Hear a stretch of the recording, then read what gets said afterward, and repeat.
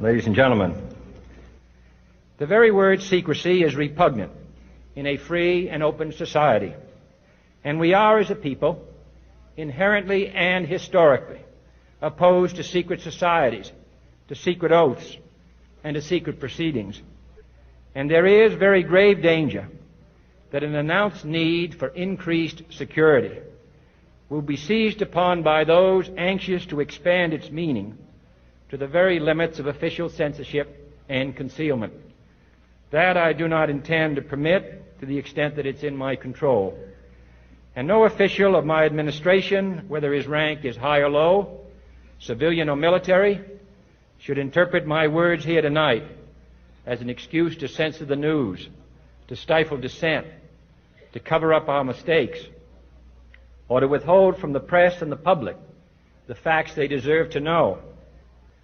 For we are opposed around the world by a monolithic and ruthless conspiracy that relies primarily on covert means for expanding its sphere of influence, on infiltration instead of invasion, on subversion instead of elections, on intimidation instead of free choice, on guerrillas by night instead of armies by day. It is a system which has conscripted vast human and material resources into the building of a tightly knit, highly efficient machine that combines military, diplomatic, intelligence, economic, scientific, and political operations. Its preparations are concealed, not published.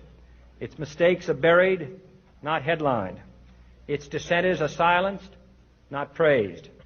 I am not asking your newspapers to support an administration, but I am asking your help in the tremendous task of informing and alerting the American people. For I have complete confidence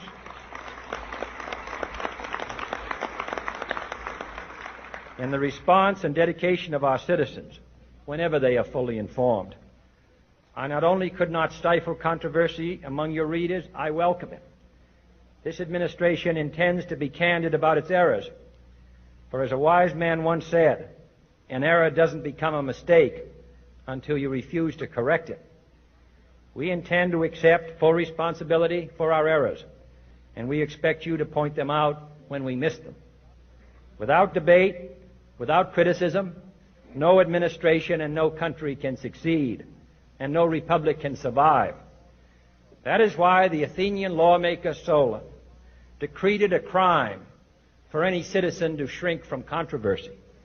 And that is why our press was protected by the First Amendment, the only business in America specifically protected by the Constitution, not primarily to amuse and entertain, not to emphasize the trivial and the sentimental, not to simply give the public what it wants, but to inform, to arouse, to reflect, to state our dangers and our opportunities, confident that with your help, man will be what he was born to be, free and independent.